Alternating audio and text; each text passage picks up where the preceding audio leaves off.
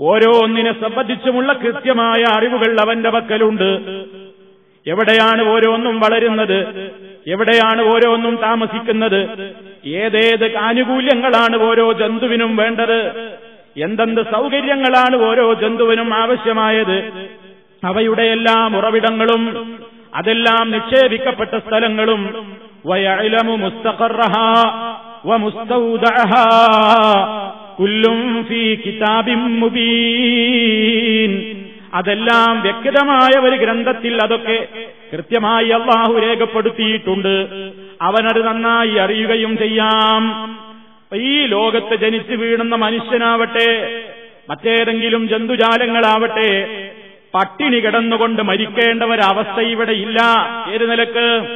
അല്ലാഹു ഈ ലോകത്തേക്ക് ജന്തുക്കളെ, മനുഷ്യനടക്കമുള്ള ജീവജാലങ്ങളെ സൃഷ്ടിച്ചപ്പോ അവക്ക് വായ നൽകിയിട്ട്, വയറ് നൽകിയിട്ടുള്ള അല്ലാഹു ആ വായയിലൂടെ അവരുടെ വയറ്റിലേക്ക് ഇറക്കേണ്ട സംവിധാനങ്ങൾ ഒരുക്കാതെയാണല്ലോ ഈ ഭൂമിയിലേക്ക് പറഞ്ഞുവിട്ടത് എന്ന് ആക്ഷേപം പറയാൻ തക്ക നിലക്ക് ഒരു കുറവും അല്ലാഹു ഈ ഭൂമിയിൽ ഏർപ്പെടുത്തിയിട്ടില്ല.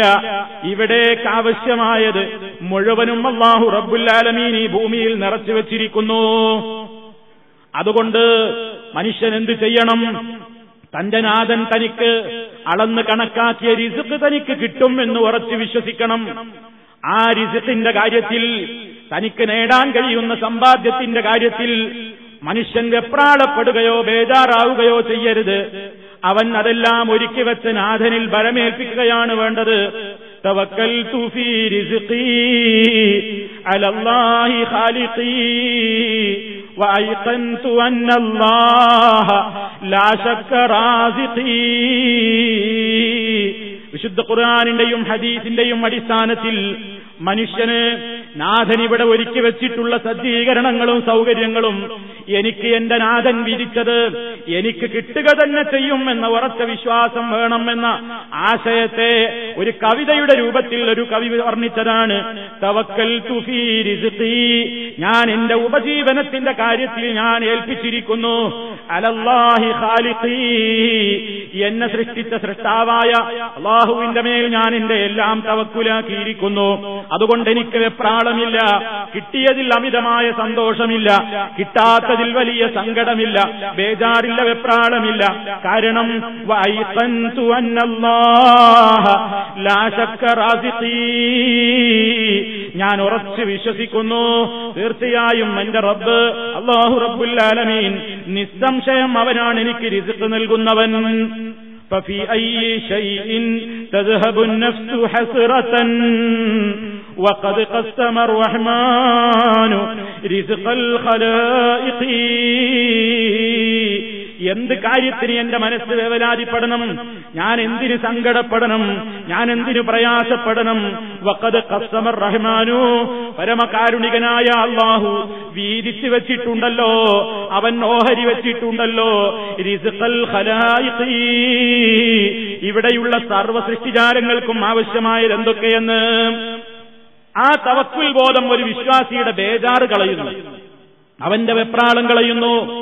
ലോകം വിറങ്ങലിച്ചു നിൽക്കുമ്പോഴും വലിയ പ്രതിസന്ധിയിലാണെന്ന് പറഞ്ഞുകൊണ്ട് മനുഷ്യൻ വെപ്രാളപ്പെടുമ്പോഴും ഒരു വിശ്വാസിയുടെ മനസ്സിലുണ്ടാകുന്ന ഏറ്റവും പ്രധാനപ്പെട്ട ചിന്ത, എനിക്ക് കണക്കാക്കിയ റിസ്ക് അത് അല്ലാഹു എനിക്ക് നൽകുക തന്നെ ചെയ്യും, അവനാണതെനിക്ക് നൽകുന്നത്, അവനിൽ വരമേൽപ്പിക്കുന്നവർക്കൊരു പ്രശ്നവുമില്ല. വമൻ യതവക്കൽ അലല്ലാഹി ഫഹുവ ഹസ്ബുഹു, ആര് അല്ലാഹുവിന്റെ മേൽ തവക്കുലാക്കുന്നുവോ അവന് അല്ലാഹു തന്നെ മതി. എല്ലാത്തിനും അല്ലാഹു ഒരു കണക്ക് നിശ്ചയിച്ചിട്ടുണ്ട്. അപ്പൊ മനുഷ്യന്റെ ഈ പ്രതിസന്ധികളിൽ മനുഷ്യന് തളരാതിരിക്കാനുള്ള ഒന്നാമത്തെ മാനദണ്ഡം തവക്കുൽ ബോധമാണ്. എന്നാൽ എങ്ങനെയാണ് തവക്കുൽ ചെയ്യേണ്ടത്? എനിക്കല്ല എന്റെ റിസ്ക് കണക്കാക്കിയിട്ടുണ്ട് എന്ന് വെച്ചുകൊണ്ട് ഞാനൊന്നും ചെയ്യാതെ വെറുതെ ഇരിക്കലാണോ? നമ്മൾ പലപ്പോഴും പറയാറുണ്ട്, തവക്കുൽ എന്ന് പറഞ്ഞാൽ ഒരു മനുഷ്യൻ അവന് അനുവദിക്കപ്പെട്ട മാർഗങ്ങളിലൂടെ ഓരോ കാര്യത്തിനും വേണ്ടി അധ്വാനിക്കണം, പ്രവർത്തിക്കണം, എന്നിട്ട് അതിനുവേണ്ട അധ്വാനങ്ങൾ നിർവഹിച്ച ശേഷം അവൻ തവക്കുലാക്കണം. എന്താണ് തന്റെ പ്രശ്നങ്ങൾ, എന്താണ് തന്റെ പ്രതിസന്ധി? എന്താണ് തന്റെ പ്രയാസങ്ങൾ എന്ന് മനസ്സിലാക്കിയിട്ട് ആ റിസ്ക് അല്ലാഹു തനിക്ക് കണക്കാക്കിയിട്ടുള്ളത് തനിക്ക് കിട്ടണമെങ്കിൽ വെറുതെ ഇരുന്നാൽ പ്രയോജനമില്ല. ആവശ്യമായ നിലക്ക് ഇസ്ലാം അനുവദിച്ചിട്ടുള്ള മാർഗങ്ങളിലൂടെ മനുഷ്യൻ അതിനു വേണ്ടി ഒരുങ്ങിയാൽ അല്ലാഹു അവന് വിധിച്ചിട്ടുള്ള ആ സൗഭാഗ്യത്തെ അവന് നൽകുക തന്നെ ചെയ്യും. അതിൽ പിന്നെ അവൻ മറ്റൊന്നും ബേജാറാവേണ്ടതില്ല. മനുഷ്യനാകെ വെപ്രാളപ്പെട്ടിട്ടൊന്നും കാര്യമില്ല. ലോകത്ത് സംഭവിക്കേണ്ടതൊക്കെ സംഭവിച്ചേ അടങ്ങും. അതൊക്കെ നടക്കേണ്ടതൊക്കെ നടക്കും. പക്ഷേ മനുഷ്യൻ എന്ത് ചെയ്യണം? അവന്റെ അധ്വാനം അത് അനുവദിക്കപ്പെട്ട മാർഗത്തിലൂടെ അവൻ അധ്വാനിക്കണം. പിന്നെ എന്തേ ഈ ലോകത്ത് പ്രശ്നങ്ങൾ ഉണ്ടായത്? എന്തേ ഇവിടെ പ്രയാസങ്ങൾ ഉണ്ടാകുന്നത്? ഇവിടെ ഭക്ഷണത്തിൽ പ്രതിസന്ധി വരുന്നു, ഭക്ഷ്യക്ഷാമം വരുന്നു, കാർഷികോൽപ്പന്നങ്ങളിൽ കമ്മി വരുന്നു.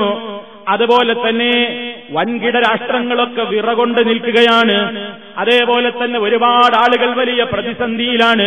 കുറെ ആളുകളായി ഇപ്പൊ പത്രത്തിൽ വായിച്ചില്ലേ, അമേരിക്കയിലും ബ്രിട്ടനിലുമൊക്കെ ആയിരക്കണക്കിന് വീടുകൾ പൂട്ടിയിട്ട് ചാവി ബാങ്കിലേക്ക് അയച്ചു കൊടുത്തിട്ട് വീട് വിട്ടിറങ്ങുന്നു.